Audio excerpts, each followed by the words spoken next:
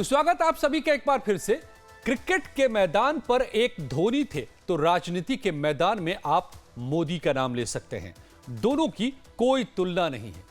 यहां हम बस अपने फैसलों से चौंकाने की बात कर रहे हैं। जब देश में पहलगाम पर पाकिस्तान से बदले की मांग का शोर है तो मोदी सरकार ने बिल्कुल उल्टी दिशा में एक बड़ा राजनीतिक कदम बढ़ाया है, जिसका असर यह हुआ कि राष्ट्रवाद की राजनीति में कमजोर दिखने वाली कांग्रेस को भी कहना पड़ रहा है कि यह सब तो ठीक है, पर पहले सरकार को पहलगाम पर हिसाब पूरा करना चाहिए।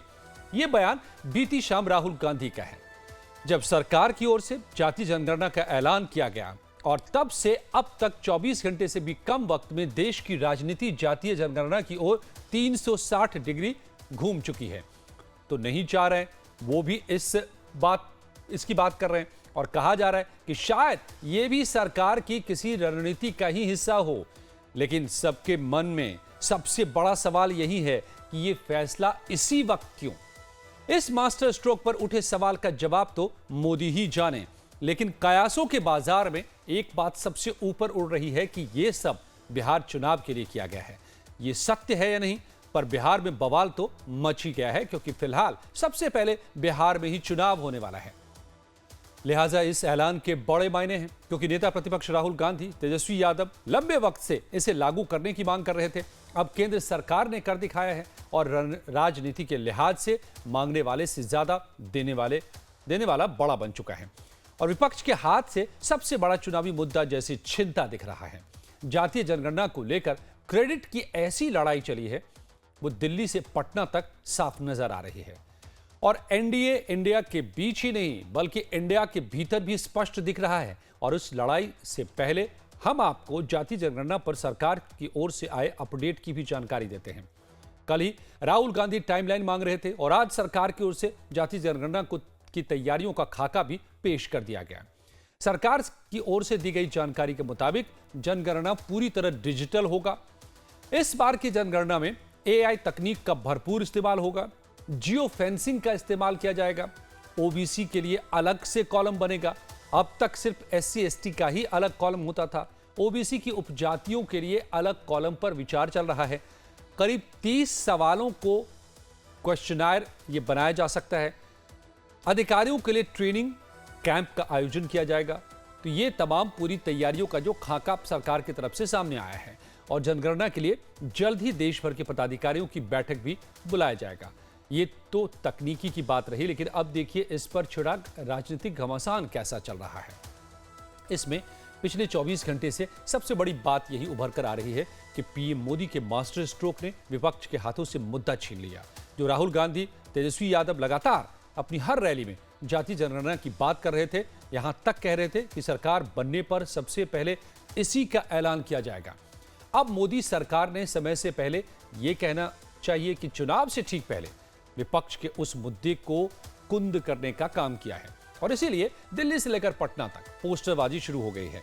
मकसद है क्रेडिट लेने का। तो कांग्रेस के पुराने कार्यालय 24 अकबर रोड के बाहर एक बड़ा पोस्टर लगाया गया है।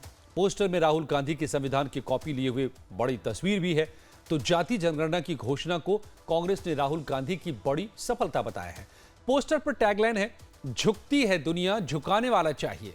मतलब कांग्रेस दो टूक कह रही है कि जातीय जनगणना पर राहुल गांधी ने केंद्र की मोदी सरकार को झुका दिया। इसके उलट अब पटना का पोस्टर देखिए, जिसे जेडीयू ने लगाया है। इसमें बिहार में जातीय जनगणना कराने के लिए नीतीश को थैंक यू कहा गया है और केंद्र की ओर से ऐलान के लिए मोदी को भी धन्यवाद दिया गया है। पटना के चौराहों पर बड़े बड़े होर्डिंग्स और बैनर में लिखा है कि नीतीश ने दिखाया, अब देश ने अपनाया, जातीय जनगणना बिहार से भारत तक। तो क्रेडिट की लड़ाई पोस्टर्स में ही नहीं है, सोशल मीडिया पर भी ये लड़ाई लड़ी जा रही है। कांग्रेस नेता जयराम रमेश ने एक्स पर लिखा कि राहुल गांधी जी ने कहा गिनती शुरू करो और मोदी सरकार गिनती की व्यवस्था कर रही है। जब हमारे नेता राहुल गांधी ने जातीय जनगणना को समाज का एक्सरे कहा तो सत्ताधारी पार्टी ने उनका मजाक उड़ाया, नजरअंदाज किया, टाल मटोल की। उन्होंने लंबे समय से इसकी मांग भी की और बार बार संसद में, जनसभाओं में, यात्राओं में यह मुद्दा उठाया। लेकिन करोड़ों लोगों की हक की आवाज कब तक दबती? अब मोदी सरकार जाति जनगणना कराने पर राजी हुई है। खैर, देर आए दुरुस्त आए, लेकिन बीजेपी राहुल गांधी को कांग्रेस का इतिहास याद दिला रही है केंद्रीय मंत्री धर्मेंद्र प्रधान को भी सुनिए कि क्या कह रहे हैं। राहुल गांधी जी की बात को इतना गंभीरता से लेना नहीं चाहिए। मैं कहा ना, एम्प्टी वेसल्स नॉइज मोर। विचार नहीं है, समझ नहीं है, सर्वे और सेंसस की फर्क जानकारी नहीं है, देश के इतिहास के बारे में जानकारी नहीं। यह कौन सी पाखंड है? 90s में आपके पिताजी का भाषण आप ही पढ़ो। आप जयराम रमेश जी को आज पूछो थोड़ा कि थोड़ा आपको कॉपी ला के दे, नहीं तो आपकी कोई सलाहकार उनको आपका वीडियो सुनाए। थोड़ा वो आप पंडित नेहरू जी की चिट्ठियों को थोड़ा पढ़ो। थोड़ा भी नैतिकता आप में है तो आपको आत्मसमीक्षा करनी चाहिए, आत्मविश्लेषण करनी चाहिए, देश के सामने, वंचितों के सामने, पिछड़ों के सामने माफी मांगनी चाहिए। और उधर जेडीयू ने न सिर्फ नीतीश का पोस्टर जारी किया है बल्कि 1994 में संसद में दिए उनके भाषण का एक वीडियो भी जारी कर क्रेडिट की इस लड़ाई में अपना पलड़ा भारी करने की कोशिश की। पार्टी का कहना है कि 1994 में नीतीश कुमार ने संसद में जाति जनगणना की मांग उठाई थी। समता पार्टी के सांसद के तौर पर नीतीश ने वो भाषण दिया था। जेडीयू का कहना है कि नीतीश कुमार ने जातीय जनगणना की लंबी लड़ाई लड़ी और पहली बार बिहार में जातिगत सर्वे भी करवाया। अगस्त 1994 में लोकसभा में माननीय नीतीश कुमार जी ने जातिगत जनगणना पर स्पष्ट अपनी राय व्यक्त किया। लालू जी की आवाज खामोश। आज उसका नतीजा है कि देश के अंदर में जातिगत जनगणना का फैसला हुआ। तो आदरणीय प्रधानमंत्री नरेंद्र मोदी जी को हृदय से आभार कि जो आवाज 1994 से माननीय नीतीश कुमार जी ने सदन में उठाया, बिहार में जाति सर्वे करा करके नजीर पेश किया। आज माननीय नीतीश कुमार जी के नेतृत्व में जाति सर्वे भी हुआ। अब केंद्र की सरकार ने जो फैसला लिया है, हृदय से आभार, बधाई। आदरणीय नरेंद्र मोदी जी, आपने आजाद हिंदुस्तान में एक नई लकीर खींच दी। तो अब आप नीतीश का वो बयान भी सुन लीजिए जो जेडीयू सामने लेकर आई है, जिसमें नीतीश बिना किसी लाग लपेट के जातिगत जनगणना की मांग करते दिख रहे हैं। इस देश में 1931 में जात के आधार पर जनगणना हुई थी, कास्ट सेंसस हुआ था। उसके बाद से कास्ट सेंसस नहीं हुआ है। आज हर जाति दावा करती है कि मेरी आबादी इतनी है, मेरा ये इतना प्रतिशत है। इसलिए एक बार इस देश में जाति के आधार पर जनगणना हो जानी चाहिए और जात के आधार पर जनगणना करने के पश्चात जितनी भी जातियां इस देश में बसती है, सबको आबादी के हिसाब से आरक्षण दे दिया जाना चाहिए। किसी को कोई शिकायत नहीं रहेगी और यह आरक्षण हो जाएगा। किसी का न कोई हक छीनने वाला होगा, न किसी को आत्मदाह करने की नौबत आएगी। तो बिहार में नीतीश सारा क्रेडिट कैसे ले उड़ेंगे? आरजेडी कैसे पीछे रह जाएगा? और जिस वक्त में नीतीश ने जाति जनगणना कराई, उस वक्त सरकार में आरजेडी भी सहयोगी थी। तो तेजस्वी यादव सीएम थे, तेजस्वी यादव डिप्टी सीएम थे और लिहाजा तेजस्वी यादव कल से ही क्रेडिट लेने की कोशिश कर रहे हैं। और अब तो उन्होंने नीतीश के जवाब में लालू यादव को खड़ा भी कर दिया है। दावा किया कि सबसे लंबी लड़ाई लालू यादव ने ही लड़ी। लालू जी की सोच थी कि भाई 30 साल पहले जो लड़ाई लड़ी और उन्होंने जो है जब हमारी महागठबंधन की सरकार बनी तो यहाँ जाति आधारित गणना कराया। और उस समय भी 15 में भी लालू जी ने बोला था कि जितने आरएसएस वाले हैं कान पकड़वा करके भी अगर करवाना पड़ेगा तो करवाएंगे। आज इतनी मजबूरी है, इन लोगों ने किया है, लेकिन विरोध इतने दिनों तक कौन कर रहा था?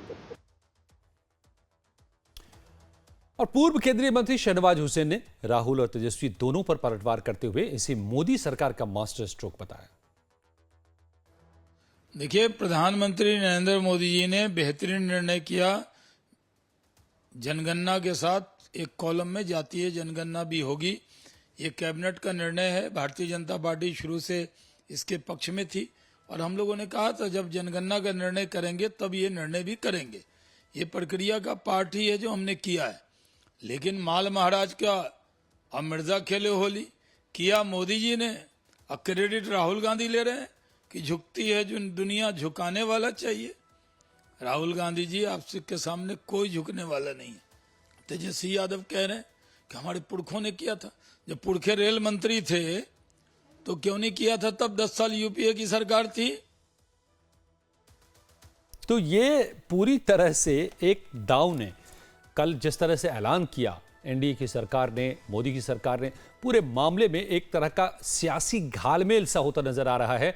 किसको क्रेडिट मिले, कौन इसके लिए किसने कितनी आवाज उठाई, ये तमाम सवाल जो उठ रहे हैं आपने देखा। तो क्या पूरी राजनीति की दिशा इससे बदल जाएगी आने वाले दिनों में? मंडल और कमंडल में घालमेल हो जाएगा? नवीन उपाध्याय साहब वरिष्ठ पत्रकार मेरे साथ जुड़ गए हैं, मार्तंड कौशिक साहब जनसंख्या विशेषज्ञ भी मेरे साथ जुड़ गए हैं। आप दोनों का बहुत बहुत स्वागत है। नवीन जी, पहले तो जो हमने तमाम बयानों की फहरिस्त सुनाई, जरा उस पर आपसे समझ लूं कि बहुत लोगों को हो सकता है कि आज की जो युवा पीढ़ी है पता नहीं हो मंडल और कमंडल। तो एक लाइन में मैं बता दूं कि मंडल मतलब यही जाति आधारित राजनीति और आरक्षण जाति आधारित जो जब दौर शुरू हुआ तो उसको लेकर के बड़ा बवाल हुआ था देश में, और कमंडल की राजनीति माना जाता है कि उसकी तोड़ के तौर पर लेकर के आई बीजेपी, जिसका मतलब था राम मंदिर का मुद्दा कमंडल, यानी कि हिंदू और राष्ट्रवाद का मुद्दा। चलिए नवीन जी, तो क्या ये मंडल और कमंडल, क्योंकि कमंडल की तरफ से इस बार मंडल की बात आ गई, सरकार ने खुद ऐलान कर दिया जो विपक्ष मांग कर रहा था अब तक, जातीय जनगणना और आरक्षण का मुद्दा, क्या अब ये घालमेल हो गया?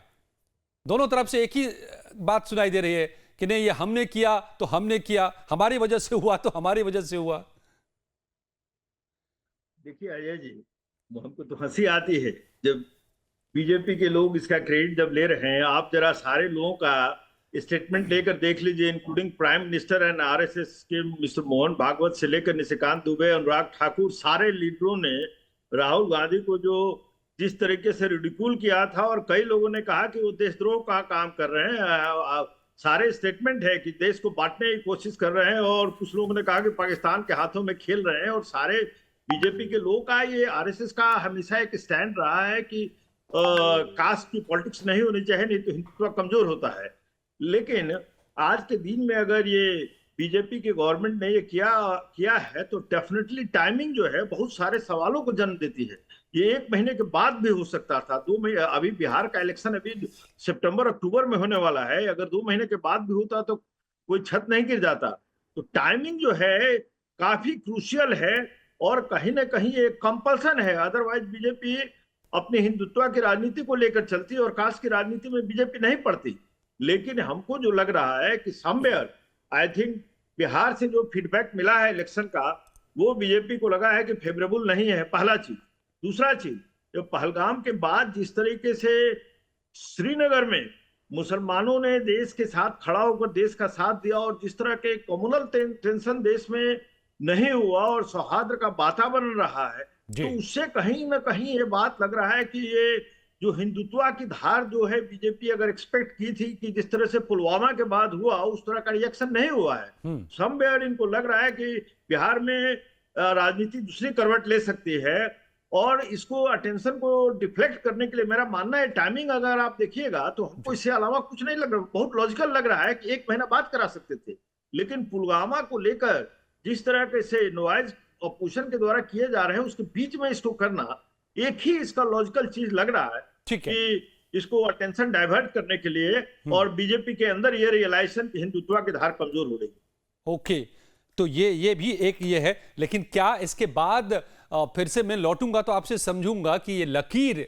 जो दोनों ही मंडल और कमंडल के बीच की थी वो ब्लर होगी? मार्तंड साहब, मार्तंड कौशिक साहब, हम जनसंख्या के मामलों को समझते हैं, आप स्टैटिस्टिक्स को समझते हैं, ये कैसे अंजाम तक पहुंचेगा? खास करके जो अब सरकार ने जो दिया है कि एआई का इस्तेमाल होगा, डिजिटल तरीके से इसका पूरी गणना की जाएगी, कैसे क्या होने वाला है ये?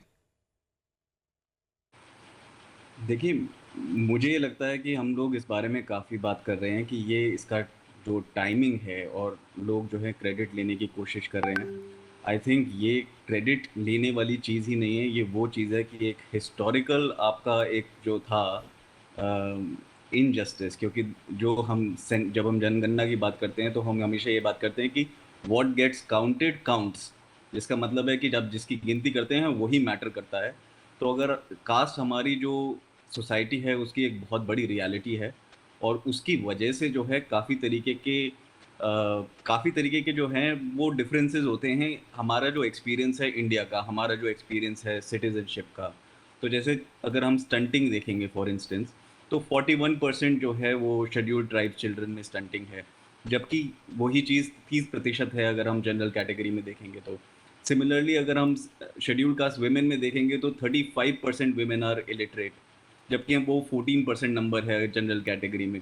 तो हर एक चीज़ जो है वो कास्ट से इफेक्टेड है। कौन स्कूल जाएगा, किसको जस्टिस मिलेगा, किसको जो है किसको हेल्थ सर्विसेज मिलेंगी। तो इन सब चीज़ों में बहुत बड़ा रोल है कि कास्ट का, और वो हम गिन नहीं रहे हैं काफ़ी समय से। 1931 से हमने इस चीज़ की जनगणना नहीं की है। हमने ओबीसी और अदर कम्युनिटीज़ की जो जी। है वो नहीं की है, सिर्फ एससी एसटी को हमने जो है काउंट किया है। तो मुझे ये लगता है कि इसमें क्रेडिट लेने का सवाल पैदा ही नहीं होता है। इसमें ये सवाल पैदा होता है कि इतने साल 100 साल हो चुके हैं कि आप 100 साल के लिए, और इसमें सब लोग जो हैं वो आई थिंक कल्प्रिट्स हैं। जो एंटायर मेरे ख्याल में जो हमारा एस्टैब्लिशमेंट है, पॉलिटिकल एस्टैब्लिशमेंट है, ऑल पॉलिटिकल पार्टीज और ऑल हमारा जो ब्यूरोक्रेसी और जो पूरा हमारा सिस्टम है वो एक कल्प्रिट माना जाएगा। तो इसमें ये देखना चाहिए कि ये हमने क्या तो किया ये है और एक क्यों किया जरूरी है, कदम था जिसको क्योंकि बहुत अब हम पहले इसको उठाया correct जाना कर चाहिए। जी कौशिक जी, मैं आपके पास लौटूंगा और नवीन जी भी मेरे साथ बने हुए हैं। कैसे ये जनगणना पूरी तरह से क्या क्या चीजों को बदल देगा, राजनीति से इतर जो अधिकारों की बात हो रही है उसकी भी बात समझेंगे। तो इस जो राजनीति पूरी हो रही है जातीय जनगणना को लेकर के, और इस फैसले के पीछे बीजेपी की सोच को समझने की सबकी दिलचस्पी भी है, क्योंकि विपक्ष की जातिगत जनगणना की मांग पर बीजेपी ने कई बार नारा दिया, बटेंगे तो कटेंगे। तब बीजेपी पूरे हिंदू समाज को एकजुट करके अपना वोट बैंक बनाने के एजेंडे पर चल रही थी। लेकिन अब अचानक सरकार ने जाति जनगणना कराने के फैसले से सबको चौंका दिया, और इसका एक कारण तो बिहार का चुनाव दिखता है, जहां पर तेजस्वी और राहुल बड़ा चुनावी मुद्दा बनाने की तैयारी में थे। लेकिन थोड़ी बारीकी से देखें तो इस फैसले का कनेक्शन 2024 का नतीजा भी हो सकता है, जहां बीजेपी को अंदर खाने यह महसूस हुआ कि राम मंदिर बन जाने के बाद कमंडल की राजनीति का मकसद पूरा हो चुका है। हिंदुत्व की पिच पर चलकर 24 में बीजेपी बहुमत से पीछे रह गई थी, जबकि विपक्ष मंडल के भरोसे आक्रामक नजर आए। उसकी सीटों में भी इजाफा हुआ, लिहाजा बीजेपी ने भी गियर बदलने का फैसला किया और मंडल की राजनीति पर फोकस बढ़ा दिया है। निष्कर्ष ये कह सकते हैं कि अब बीजेपी विपक्ष को मंडल की राजनीति में कोई बढ़त बनाने नहीं देगी, और इसके बाद देश की राजनीति में आने वाले बदलाव को जोड़कर हम कुछ बड़े सवाल आपके सामने रखते हैं, जिस पर आप भी मंथन कर सकते हैं। तो सबसे पहला सवाल तो है कि क्या मंडल कमंडल की राजनीति का अब मेल हो गया है? बीजेपी ने आरक्षण विरोधी छवि को तोड़ने में कामयाब हो गई क्या बीजेपी? बीजेपी ने विपक्ष पर सबसे बड़ा विपक्ष का मुद्दा छीन लिया है क्या? और इस फैसले से बिहार के चुनाव का मुद्दा क्या बदल जाएगा? चर्चा है कि 2027 तक नतीजे आ सकते हैं, तो क्या 2027 में यूपी की सियासत पर भी इसका बड़ा असर होगा? 24 से सबक सीखकर बीजेपी ने क्या 29 की राह भी अपनी आसान कर ली है? और एक और बड़ा सवाल कि क्या बीजेपी का परंपरागत वोटर रही सवर्ण जातियों की बीजेपी से नाराजगी बढ़ेगी? अब इनमें से सबसे पहला जो है कि बिहार चुनाव वाले फैक्टर को चिराग पासवान खारिज कर रहे हैं, ये कहते हुए कि अगर चुनाव को देखकर यह फैसला लिया गया तो लोकसभा चुनाव से पहले ले लिया जाता। कि विपक्ष पिछले लगभग 24 घंटे से कम ही हुए हैं अभी इस फैसले को आए हुए, और इतने भ्रम फैलाने का कार्य कर रहा है कि चुनाव के दृष्टिकोण से यह फैसला लिया गया है। भैया, एक राज्य में चुनाव, बिहार में एक राज्य में चुनाव में के लिए आप राष्ट्रीय स्तर पर जाति आधारित जनगणना का फैसला ले लेंगे, और अगर ये फैसला चुनावी दृष्टि से लेना ही होता तो हम लोग लोकसभा से पहले इस फैसले को लेते ना, लोकसभा चुनाव से पहले ये फैसला लिया गया होता। पर हकीकत है, जैसा मैंने कहा कि मेरे प्रधानमंत्री की कार्यशैली ही उचित समय पर उचित फैसला लेने की है। तो दोनों तरह की बातें जो आप सुन रहे हैं। नवीन उपाध्याय साहब वरिष्ठ पत्रकार मेरे साथ जुड़े हुए हैं, मार्तन कौशिक साहब जनसंख्या विशेषज्ञ। नवीन उपाध्याय जी, जल्दी से आपसे ये समझना चाहूंगा कि अल्टीमेटली पॉलिटिक्स परसेप्शन का गेम होता है, जो भी दावेदारियां हो रही हो, लेकिन काम ये बीजेपी का ही कहलाएगा कि एनडीए की सरकार ने जातीय जनगणना करवाने का काम किया, तो क्या पूरी नैरेटिव ही बदलने वाली है? डेफिनेटली आप जो कह रहे हैं वो सही बात है, बीजेपी को इसका क्रेडिट मिलेगा। और हम चिराग पासवान भी जो कह रहे थे उससे भी हम कुछ हद तक सहमत हैं कि केवल बिहार के इलेक्शंस को लेकर नहीं किया गया, जो पहले हम कह रहे थे कि वो अगर रहता तो 2 महीने बाद भी किया जा सकता है। मेरा मानना है कि अभी जिस तरह के माहौल बना हुआ था एंड लॉट ऑफ क्वेश्चंस लोग पूछ रहे थे कि पहलगाम क्यों हुआ। एक तरह तो इससे माहौल ये डिफ्लेक्ट भी होता है अटेंशन, तो टाइमिंग उस दिशा की तरफ इंडिकेट कर रही है। और आप ये देखिए, अगर सीरियसली इसको देखिएगा तो मेरा मानना है कि देश, अगर आप सोचते हैं कि देश इससे बदल जाएगा, वो नहीं होगा। क्योंकि देखिए, अब सारे जॉब जो है सरकारी क्षेत्र में जॉब बहुत कम है। क्या देश की जुडिशरी इससे बदल जाएगी? देश की पत्रकारिता इससे बदल जाएगी? ब्यूरोक्रेसी इससे बदल जाएगी? सारे जॉब आपके प्राइवेट सेक्टर में है, गवर्नमेंट सेक्टर में जॉब कम होते जा रहे हैं। तो मेरा मानना है कि इसका इस पॉलिटिकल डिविडेंड मिल सकता है बीजेपी को। लेकिन अगर आप सोचें कि देश बदल जाएगा तो वो हम नहीं मानते हैं कि वो। चलिए मार्तन साहब से इस बात को समझते हैं जो बात वो उठा रहे थे, क्योंकि आज ही जब प्रेस कॉन्फ्रेंस करके यूपी से प्रेस कॉन्फ्रेंस कर रहे थे, अखिलेश यादव कह रहे थे, तो कहीं ना कहीं वो प्राइवेट का भी जिक्र किया उन्होंने। तो क्या हो सकता है इस जनगणना के बाद, किस तरह के बदलाव, कौशिक जी? देखिए, ये बिल्कुल जो है एक बहुत बड़ा मोमेंट तो है, और चाहे कोई भी पार्टी पावर में है और चाहे कोई भी इसकी क्रेडिट लेने की कोशिश कर रहा है, लेकिन ये हमें समझना पड़ेगा कि अगर हम उसे गिनेंगे नहीं तो हम उसका इलाज नहीं कर पाएंगे। तो जो पॉपुलेशन डेटा होता है वो डेवलपमेंट पॉलिसीज़ को टारगेटेड बनाने के लिए बहुत ज़रूरी होता है। तो आपको पता होना चाहिए कि चाहे वो एजुकेशन है, हेल्थ है, सैनिटेशन है, जॉब्स है, उसमें कहाँ पे कौन जो है वो एक्सक्लूडेड है। जैसे स्वच्छ भारत है या जल जीवन की आपकी स्कीम्स हैं। अब जनरल कैटेगरी में 90% आपका सैनिटेशन कवरेज हो चुका है, लेकिन एसटी जो हाउस होल्ड्स हैं उसमें अभी 68% आपका जो है सैनिटेशन कवरेज है। तो आपको समझ आ गया है कि आपको जो टारगेटिंग करनी है वो इस कम्युनिटी के अंदर करनी है। तो जब हम प्रोग्राम्स और पॉलिसीज़ बनाते हैं, जो है नेता चाहे सोचें अपना पॉलिटिक्स का, लेकिन जो प्रोग्रामिंग है और जो डेवलपमेंट स्टोरी है उसके लिए ये बहुत इंपॉर्टेंट है कि हम गिनती करें।